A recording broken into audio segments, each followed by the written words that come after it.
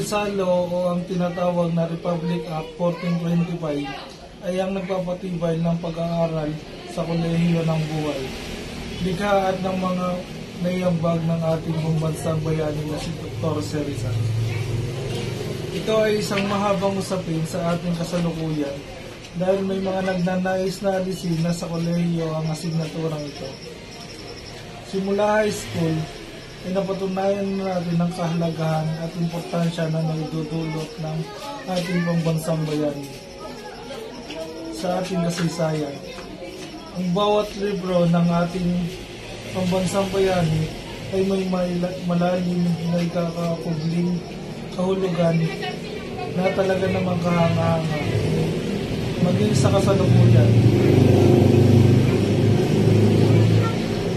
Bilang isang nag-aaral, kolehiyo dahil sa lubos ng paggalang at pagpapahalaga sa sining at buhay ng ating pambansang bayani na si Dr. Rizal ay isang ayon ako sa pagpapatibay at pagsasabatas ng patuloy ng pag-aaral at pagbabalik tanaw sa mga likha na hindi ligid na ating kaalaman at tunay na tatak ng ating kasaysayan.